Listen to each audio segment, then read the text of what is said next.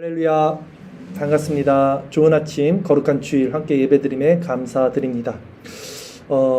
뉴스를 보면요, 정말 클릭하기 어려울 정도로 너무 끔찍한 또 엽기적인 사건 사고들이 많이 나옵니다. 그 이유, 사고가 터지는 이유를 살펴보면요, 사실 아무것도 아니에요. 사람들의 감정이 서로 부딪혀서 그런 큰일이 일어나는 경우들이 많아요. 예를 들어서 도로에서 경적을 울렸다는 이유만으로 폭행을 가하거나 재산 때문에 가족이 생명을 해치는 이런 말도 안 되는 일들이 왕왕 일어나는 것을 보면 너무나 마음이 안타깝습니다. 그래서 오늘은 이 사람들의 감정이 서로 부딪히고 격화되고 분쟁이 일어나고 결국 사고가 터지는 이 마음의 지점을 살펴보면서 우리는 어떻게 이 마음의 문제를 해결하여 참된 평안과 성화의 열매를 맺을 수 있는지 탐심을 물리치라는 제목으로 말씀을 나누도록 하겠습니다. 본문 누가복음 12장 13절 한 절 말씀 같이 읽겠습니다. 무리 중에 한 사람이 이르되 선생님 내 형을 명하여 유산을 나와 나누게 하소서 하니, 본문의 시작은요, 어떤 한 사람이 등장하고 예수님 앞에 나옵니다. 사람이 간청하는 것은 이것이었어요.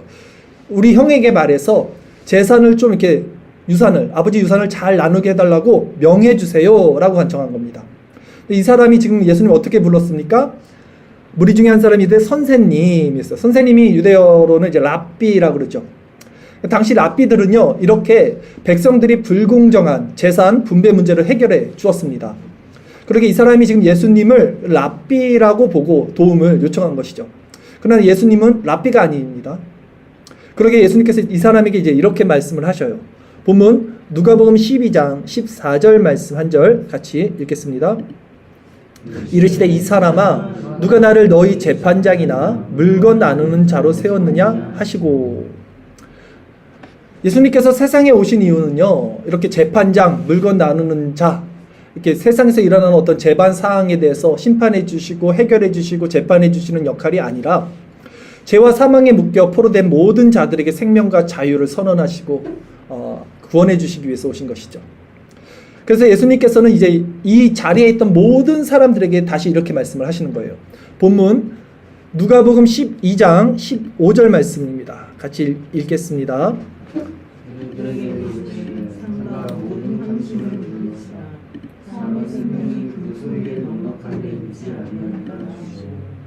네, 잠시만요. 죄송합니다.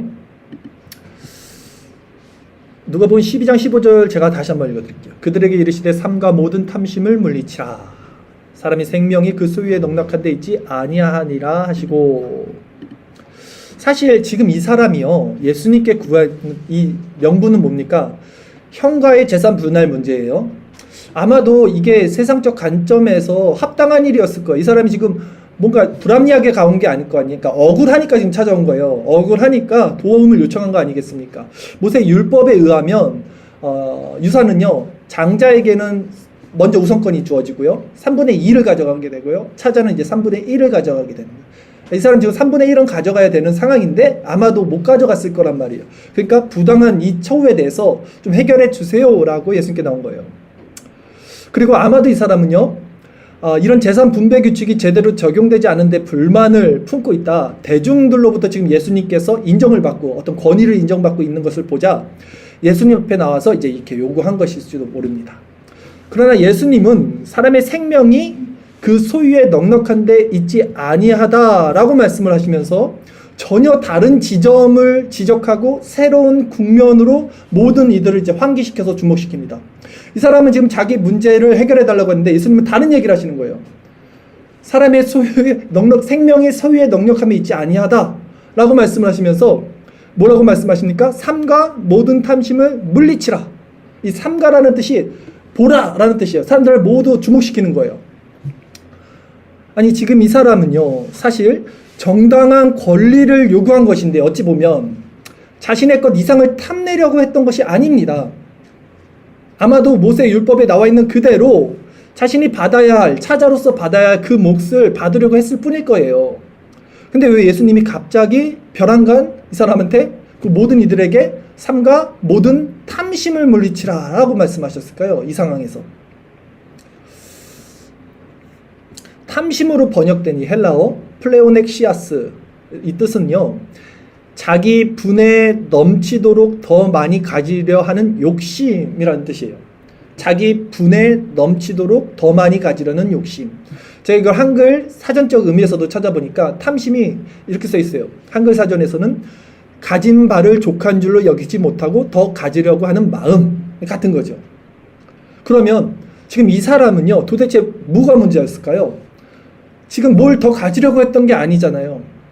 우리가 볼 땐 잘못한 게 없어 보일 수도 있어요. 자기에게 주어진 합당한 요구를 했던 것일 수도 있어요. 오히려 형이 잘못한 거죠. 그 형이 탐심을 가진 걸 수도 있잖아요. 근데 예수님 보실 때는 무엇이 문제였길래 삼가 모든 탐심을 제거하라, 물리치라 라고 말씀했을까? 여러분, 사실 세상에 내 것이라는 것은 없습니다. 잘 들어보세요. 물질도 건강도 생명도 내 것이 아닙니다. 내 것이라는 것은 내가 마음대로 할 수 있어야 내 것이잖아요. 근데 우리는 보세요. 물질도 건강도 생명도 자녀도 내 마음대로 할 수 있는 게 아무것도 없어요. 정작 내일 어떤 일이 일어날지 우리는 알 수 없어요. 그러기에 우리가 내 것이라고 생각하는 모든 것은 결국 탐심의 작용이에요. 예수님께서는 이것을 말씀하신 거예요. 물론 자연인들과 불신자들은 지금 이 말씀을 받아들일 수 없습니다. 왜냐하면 그들은 탐심을 힘으로 삼아서 자아를 살찌우며 스스로 주인이 되어 살아가는 자들이기 때문이죠. 그러나 성경은 우리가 그리스도의 것이고 그리스도는 하나님의 것이라고 말씀을 하세요. 그러니까 오히려 내가 그리스도의 소유가 되고 그리스도가 나의 소유권을 가지고 있는 거예요. 포도나무와 가지. 고린도전서 3장 23절 말씀, 우리 주일 설교 말씀 구절 한번 같이 읽어보도록 하겠습니다. 너희는 그리스도의 것이요 그리스도는 하나님의 것이니라. 아멘. 우리가 그리스도의 것이에요. 그러므로 그리스도 안에서 자족하는 것 이상의 모든 작용은 탐심입니다. 내 것이 없다니까요. 그래서 이 탐심은요, 욕심과 같은 동일어예요. 욕심과 탐심은 같은 부류잖아요. 그래서 성경은 뭐라고 합니까? 이 욕심이 죄를 낳게 됩니다. 잉태하는 거예요. 그리고 이 죄가 장성하면 어떻게 됩니까? 사망에 이르게 된다는 거예요. 탐심이 이렇다는 것이죠. 자기 분에 넘치도록 더 많이 가지려는 욕심이 탐심이라면 이 탐심이요, 언제 세상에 처음 들어와서 시작이 되었을까? 에덴 동산을 한번 생각해 보세요. 에덴 동산에 아담과 하와가 있었는데 뱀의 꼬임에 넘어가서 이제 선악과를 먹었습니다. 그 먹었던 이유가 바로 탐심 때문이었어요. 왜? 탐심이 자기 분에 넘치도록 더 많이 가지려는 욕심이었잖아요. 그들이 자기 권한을 넘어서는 월권을 행사했잖아요. 하나님이 되고자 하는 마음. 이것이 탐심이에요.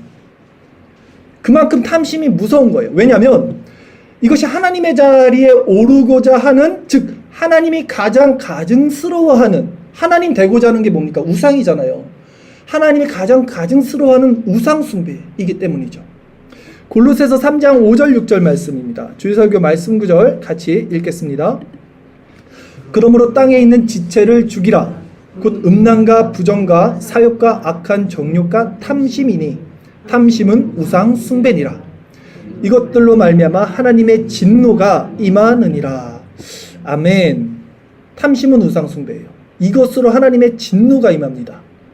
그러기에 예수님께서는 지금 형가의 재산 분할 문제로 나온 이 사람을 통해서 문제는 소유의 문제가 아니라 탐심이라고 말씀하신 거예요.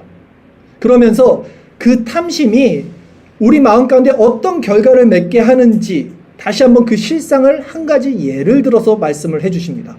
오늘 본문 마지막 누가복음 12장 16절에서 21절까지 말씀 같이 읽겠습니다. 또 비유로 그들에게 말하여 이르시되 한 부자가 그 밭에 소출이 풍성하매 심중에 생각하여 이르되 내가 곡식 쌓아둘 곳이 없으니 어찌할까 하고 또 이르되 내가 이렇게 하리라 내 곡간을 헐고 더 크게 짓고 내 모든 곡식과 물건을 거기 쌓아두리라.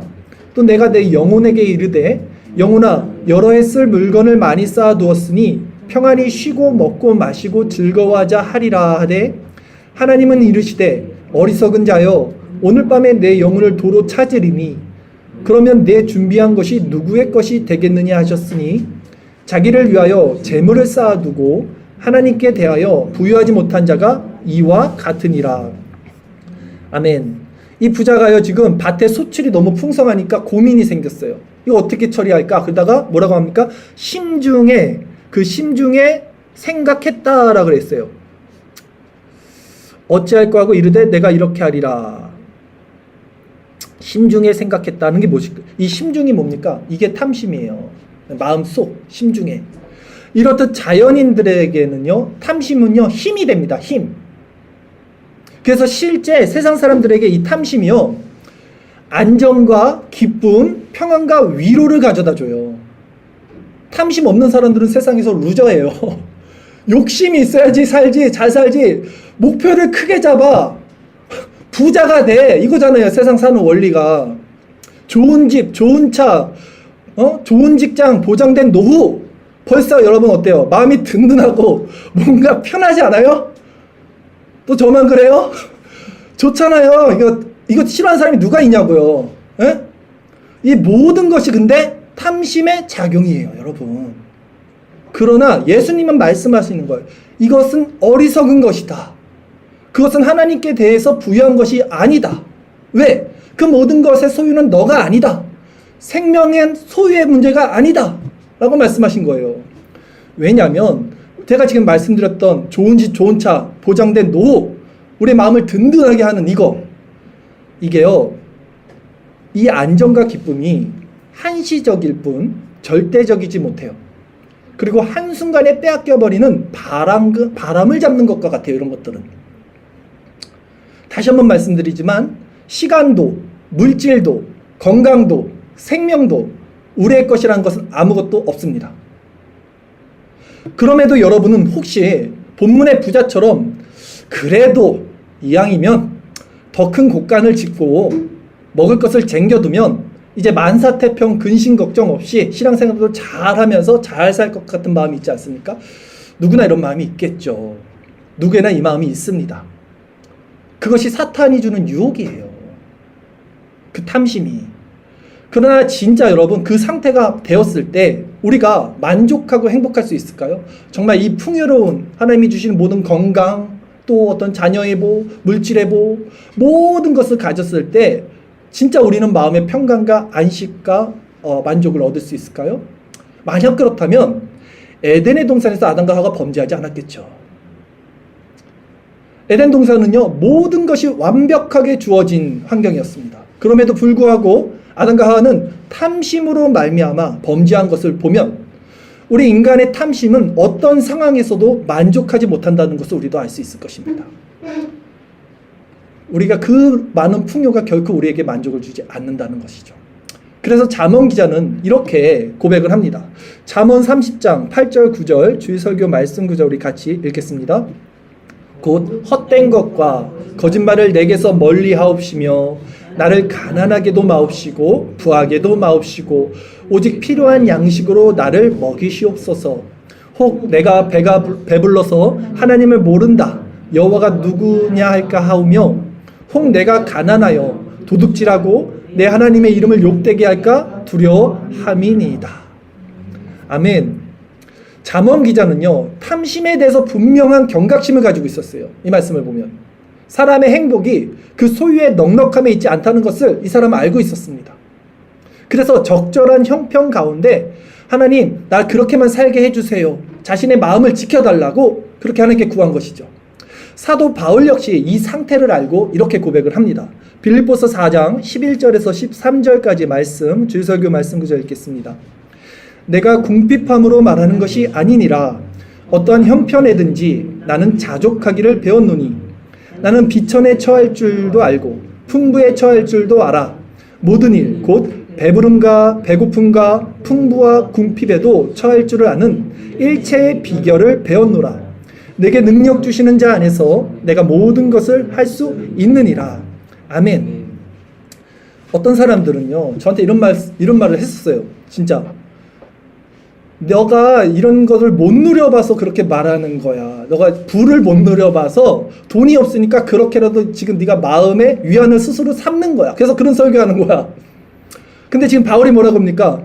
내가 궁핍함으로 말하는 게 아니라 그러잖아요. 나 그거 못 누려봐서 말하는 건 아니라 그런 거예요. 바울이 말한 이 자족하기를 배웠다는 것이 곧 탐심을 물리쳤다는 말이에요. 탐심에 이끌리지 않는 마음 상태가 자족입니다. 자족이 뭡니까? 스스로 만족하는 마음이 자족이에요. 그런데 사람들은요, 이 말씀을 반대로 내게 능력 주시는 자 안에서 내가 모든 것을 할 수 있다며 탐심을 힘으로 삼는데 이 구절을 사용해요. 이 거꾸로 사용해요. 탐심을 제거하라는 말씀인데 탐심을 힘으로 여겨요. 이 말씀을 가지고. 이것이 인본주의적 발상이고 마귀적 사상이에요. 같은 말씀을 가지고 방점을 살짝 바꿔서 말씀 자체를 뒤집어 버리는 이런 가르침에 우리 속지 말아야 돼요. 여러분, 탐심은요, 숨어 있습니다. 그래서 죄가 마음에서 이제 발현이 되죠. 처음에. 그때 이 탐심의 작용을 우리가 쉽게 알아차리지 못해요. 오히려 그것이 말씀드렸듯 내 겉사람의 소욕에 힘과 위로와 안정감을 주기 때문에 우리는 이 탐심을 죄로 여기지 않으려는 본성이 있고 그걸 붙잡습니다. 이걸. 그리고 실제로 탐심은 아직 그것이 누구나 인지할 만한 죄의 모습으로 드러난 형태가 아니기 때문에 우리는 그 탐심에 의해서 우리의 감정과 의지가 자연스럽게 따라가게 돼요. 죄를 야기시키게 된다고요. 그것이 죄로 드러나 이제 행동으로 나타난 후에야 내가 죄 가운데 있다는 것을 깨닫게 되지만 그때는 이미 이 죄가 우리 마음과 몸을 지배하고 있는 상태가 되는 거예요. 그 상태에서 우리 마음을 돌이키기가 너무 어려워요. 이제 중요한 것은 탐심이 작용하는 그 순간, 일어나는 그 순간 우리가 이미 죄를 저질렀다는 자각을 갖는 거예요. 탐심은 죄가 아니라니까요. 그래서 바울이 말하잖아요. 율법이 아니면 탐심이 죄인지 나는 모르고 살 뻔했다. 근데 탐심이 죄라는 것의 자각이 일어나는 거예요.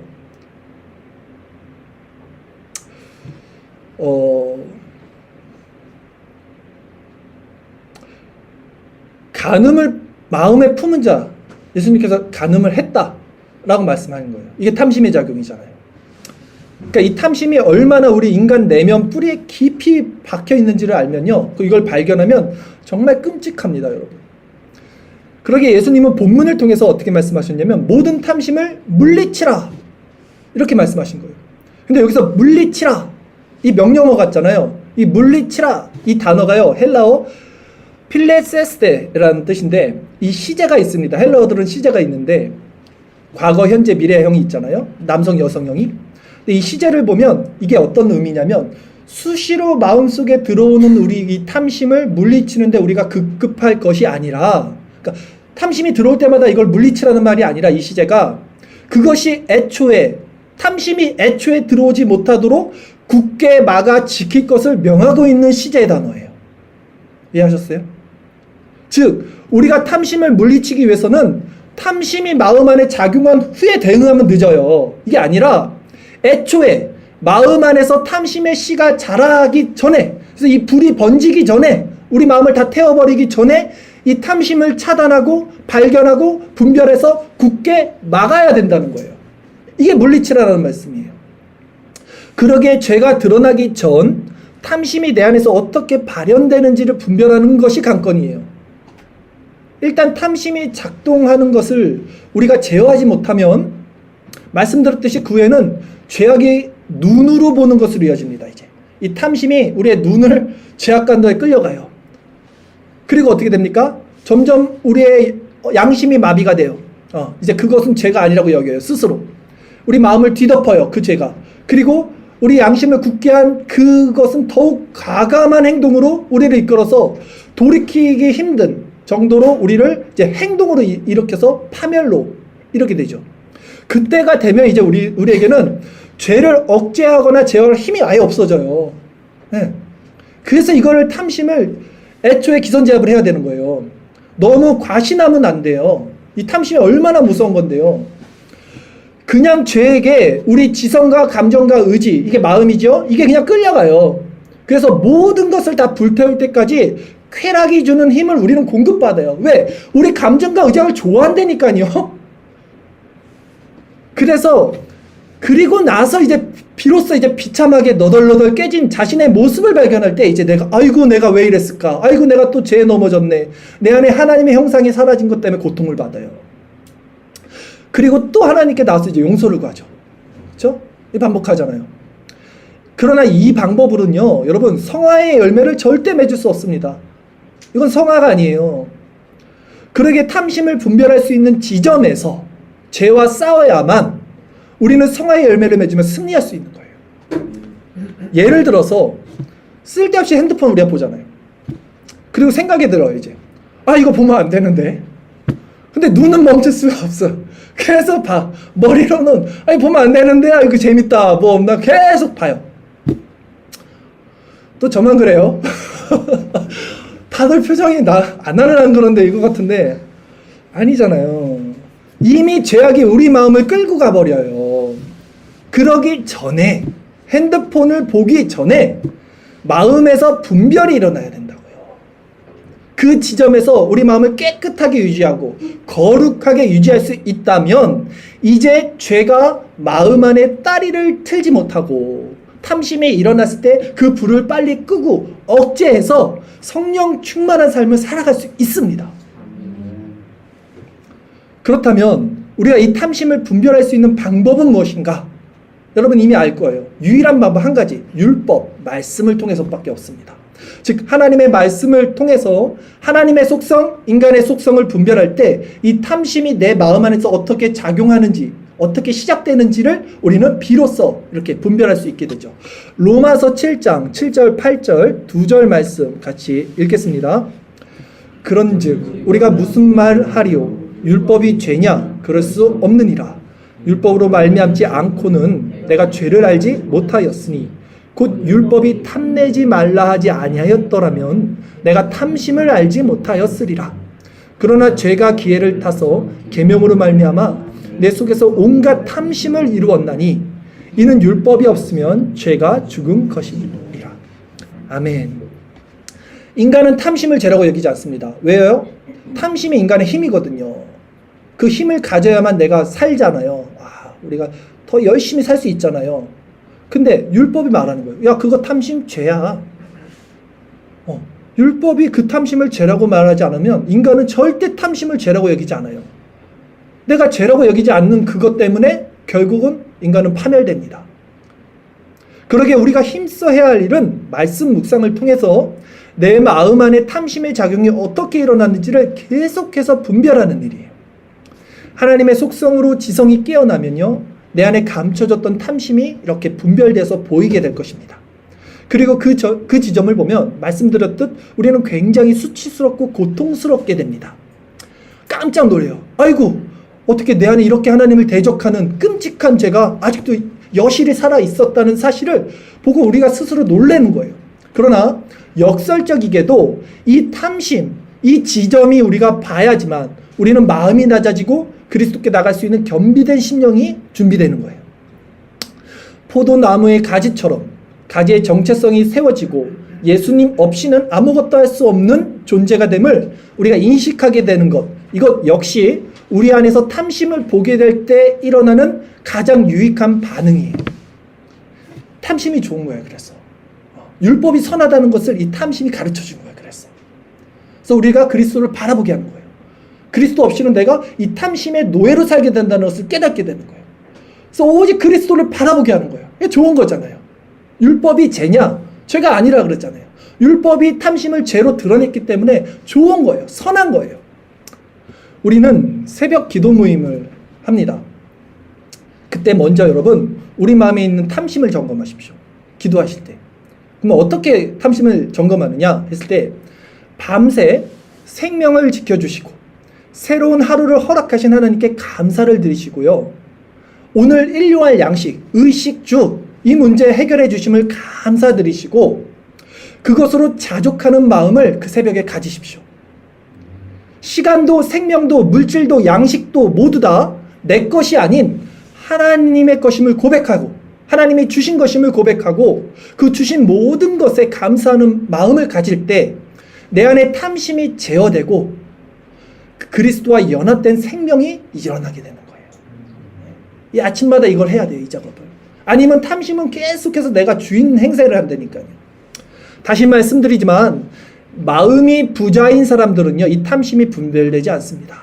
자연인들, 불신자들은 절대 이 탐심을 죄라고 여기지 않아요. 힘으로 여긴다니까요. 반대로 내게 능력 주시는 자 안에서 모든 것을 할 수 있다고 한다니까요. 탐심을 끌어당긴다니까요. 그들은 탐심을 통해서 힘을 얻는 자들이래요. 그들에게는 탐심과 그들의 생명이 연결되어 있어요. 그들의 생명은 탐심이에요. 그러나 탐심은 그 마음에 있는 안에 있는 하나님의 형상을 잃어버리게 하고 결국 하나님의 형상을 잃어버린 그 상태는 지옥인 거예요. 그래서 세상 사람들이요, 그렇게 탐식의 작용으로 그렇게 서로 지지고 볶고 싸우고 그 감정에 미친 향연으로 세상을 지옥으로 만드는 거예요. 그래서 그 묻지마 살인 뭐 별별 이상한 사건들이 일어나는 지점이 다 이 탐심이 되는 거예요. 결국은 마음의 문제라는 거예요. 즉 세상은 탐심의 작용으로 일어나는 지옥입니다.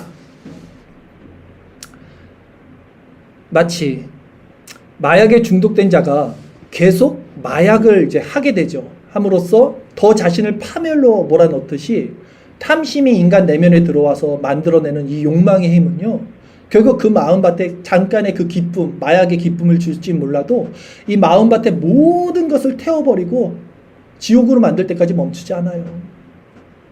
우리가 보잖아요. 세상 사람들을 이렇게 왜 싸우고 왜 저렇게 사는지, 왜 그렇게 그러는지.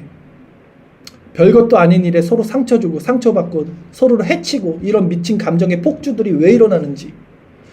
그러기에 여러분, 말씀 묵상으로 깨어 있어야 돼요. 왜냐하면 다시 한번 말씀드리지만 탐심은 호시탐탐 스스로 이것은 죄가 아니야 라고 우리를 설득시킵니다. 오늘 예수님 앞에 나온 사람 뭐가 잘못한 건지 모르는 거예요. 나는 합당하게 내 권리를 요구했던 건데 예수님은 그 안에 내면의 탐심을 지적하시잖아요. 우리 마음을 느슨하게 만들어요. 이 탐심이. 그리고 세상과 타협을 하게 만듭니다. 뱀이 하를 넘어지게 한 그 지점을 기억해 보세요. 그럴싸하게 넘어지는 거예요. 처음부터 그게 뱀이 나쁜 놈이라고 생각했으면 넘어지겠습니까? 그러기에 우리는 깨어서 내면의 탐심의 작용을 분별하고 철저하게 그 죄의 속성이 자라지 못하도록, 그 불이 번지지 못하도록 죄와는 영적 전쟁을 내 안에서 하는 거예요. 이게 피 흘리기까지 내 안에서 영적 전쟁을 싸우는 거예요. 우리 샬롬 얘기도 했잖아요. 이 전쟁에서 끝이야. 이제 평안이 일어나는 거예요. 그게 샬롬이에요. 진짜 전쟁이 끝난 그 고요한 상태가 샬롬의 뜻이라고요. 여러분들에게 하나님이 말씀하시는 힘을 우리 말씀을 통해서 한번 공급받읍시다. 골로새서 3장 1절에서 3절까지 말씀 같이 읽겠습니다. 그러므로 너희가 그리스도와 함께 다시 살리심을 받았으면 위의 것을 찾으라. 거기는 그리스도께서 하나님 우편에 앉아 계시느니라. 위의 것을 생각하고 땅의 것을 생각하지 말라. 이는 너희가 죽었고 너희 생명이 그리스도와 함께 하나님 안에 감추어졌음이라. 아멘. 또다시 여러분들에게 말씀의 힘을 함께 나눠드리겠습니다. 에베소서 5장 3절 같이 읽겠습니다. 음행과 온갖 더러운 것과 탐욕은 너희 중에서 그 이름조차도 부르지 말라. 이는 성도에게 마땅한 바니라. 아멘. 탐심이 일어나는 그 시작점에서 그냥 끊어버려야 돼요. 이름조차도 부르지 말라는 거예요. 그 탐욕, 탐심을. 이제 말씀을 정리하겠습니다. 오늘 우리는 탐심을 물리치라는 제목으로 우리 안에 있는 죄의 근원인 탐심에 대해서 말씀을 나눴습니다. 탐심은요, 죄의 모종, 죄가 발화되는 지점이에요. 그래서 그것은 죄로 드러나지 않았기에, 또한 그것은 우리 옛 자아의 생명과 연결된 마음이기에 우리의 정서와 의지가 매우 기뻐하며 그 탐심을 힘으로 삼으며, 그러기에 우리가 그것을 죄라고 여기지 않는다는 거죠. 우리가 탐심을 물리칠 수 있는 방법은 말씀 묵상을 통해서 마음 안에 일어나는 탐심의 작용을 분별하여 애초에 그 탐심의 싹을 잘라버리는 방법밖에는 없습니다. 불이 마음을 장악하고 행동으로 퍼지기 전에 불을 꺼야 됩니다. 성경은 우리에게 마귀에게 틈을 주지 말라라고 말씀하셨어요. 마귀에게 틈을 주지 말라. 이제 우리는 우리 내면에 있는 이 죄와 싸울 준비가 되었습니다. 방법을 알았어요. 적을 알고 나를 하면 지피지기면 백전불패라고 하죠. 이 말씀을 통해서 이제 우리는 싸울 준비가 되어 있습니다. 어떻게 싸워야 되는지 방법을 몰라서 사람들이 헤매잖아요. 내가 왜 화가 났지를 몰라요. 우선 이 모든 원리를 저는 분별을 했습니다. 여러분들에게 말씀을 전했고 앞으로도 계속해서 말씀을 전할 거예요. 이 부분을. 이게 왜냐하면 성화의 가정 가운데 꼭 필요한 것이고 지금 이 말씀 절대 자연인들이 받지 못해요. 이해하지 못해요. 저도 알고 있어요. 그러나 우리 성도들에게는 반드시 필요한 죄와 싸우는 이 핵심 사상이기 때문에 말씀을 드린 거예요. 성령께서 분명히 조명해 주시리라 믿습니다. 오늘 이 말씀을 통해서 마음에 새기시고 이 훈련을 받으시면서 분명 우리 삶에 성화에 큰 유익을 얻게 될 거라 저는 확신을 합니다.